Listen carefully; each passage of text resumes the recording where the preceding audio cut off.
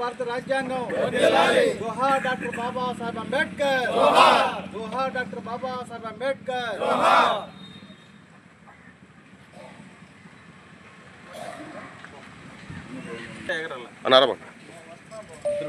నా పేరు దాసరి సుందరము.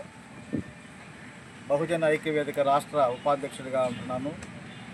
రేపు అనగా 23/11/2025 తారీఖున ఆదివారం మధ్యాహ్నం 3 గంటలకి కోటలో, తిరుపతి జిల్లా కోటలో జరిగేటువంటి ఈ రాజ్యాంగ దినోత్సవ సందర్భంగా ఈ బహిరంగ సభకు వేలాది మందిగా తరలి రావాలని, భారత రాజ్యాంగ స్ఫూర్తిని ప్రతిష్టాత్మకంగా కోటలో తెలియజేయాలని, మరి తెలంగాణ రాష్ట్రం నుంచి మంత్రివర్యులు వివేక్ గారు, మరి మన తుల్లుబుల్లి అశోక్ బాబు గారు, ఇంకా మొదలగు వారందరూ కూడా ఇచ్చేస్తున్నారు.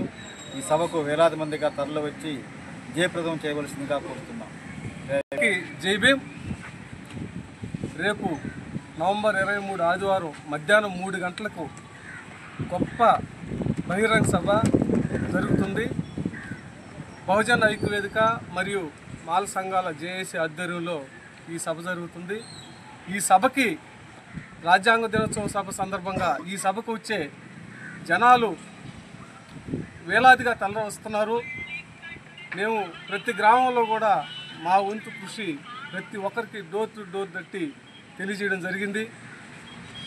ఖచ్చితంగా వేలాది మంది సభకు వస్తారని కోరుకుంటున్నాం.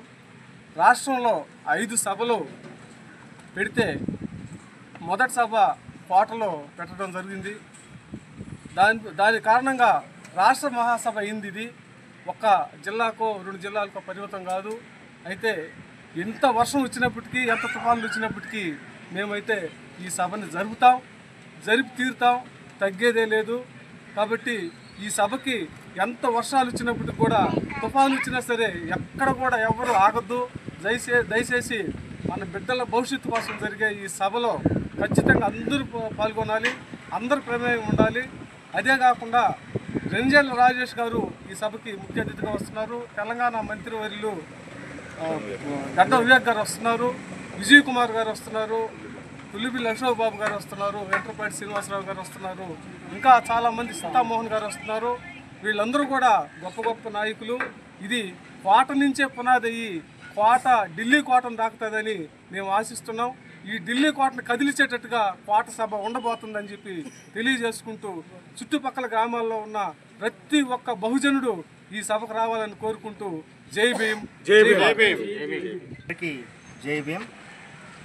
భారతదేశంలో వేల సంవత్సరాలుగా ఉన్న బానిసత్వాన్ని రూపుమాపడం కోసం బాబాసాహెబ్ అంబేద్కర్ గారు ఈ దేశంలో ఉన్నటువంటి మెజారిటీ ప్రజల్ని అజ్ఞానంలో, అంధకారంలో, బానిసత్వంలో, భయంలో ఉన్నటువంటి తరుణంలో అజ్ఞానం నుండి జ్ఞానంలోకి, బానిసత్వం నుండి స్వేచ్ఛలోకి, భయం నుండి సాహసంలోకి తీసుకొచ్చి ఈ దేశంలో ప్రతి ఒక్క మనిషికి సమాన హక్కులు కలిగి ఉండాలన్న ఉద్దేశంతో ఈ దేశంలో ఉన్నటువంటి సాంఘిక దురాచారాలని, అసమానతల్ని రాజ్యాంగాన్ని రచించారు.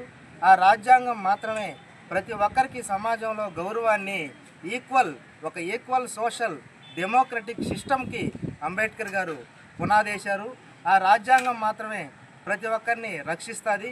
అయితే కాలక్రమేణా ఎంతో ప్రేమానురాగాలతో, భక్తి శ్రద్ధలతో భారత రాజ్యాంగం అనే ఆలయాన్ని మనం నిర్మించాం. కానీ ఆ ఆలయంలో దేవుణ్ణి ప్రతిష్ఠించడానికి ముందుగానే దెయ్యాలు వచ్చి తిష్ట వేశాయని ఆయన అన్నాడు. ఆ దెయ్యాలు రాజ్యాంగానికి తూట్లు పడుస్తున్నాయి. కాబట్టి ఆ రాజ్యాంగం యొక్క గొప్పతనాన్ని, ఔన్నత్యాన్ని చాటాలన్నటువంటి ఒక గొప్ప సంకల్పంతో ఈరోజు కోటలో ఆ రాజ్యాంగాన్ని రక్షించుకునే కార్యక్రమంలో భాగంగా ఒక రాష్ట్ర స్థాయి భారీ బహిరంగ సభని నెరవేర్చడం, దానికి మొదటి నుంచి చిన్నప్పటి నుంచి అనేక ఉద్యమాల్లో పనిచేస్తూ ఈ ప్రాంతంలో ఒక స్ఫూర్తిగా, ఒక జాతి కోసం నీతిగా నిలబడ్డటువంటి రాష్ట్ర అధ్యక్షులు మాధవ్ గారి నాయకత్వంలో ఈ సభను ఏర్పాటు చేస్తున్నాం. కాబట్టి దీన్ని వేలాది మందిగా ఇచ్చేసి జయప్రదం చేయవలసిందిగా పిలుపునిస్తూ ముగిస్తున్నా. జై భీమ్.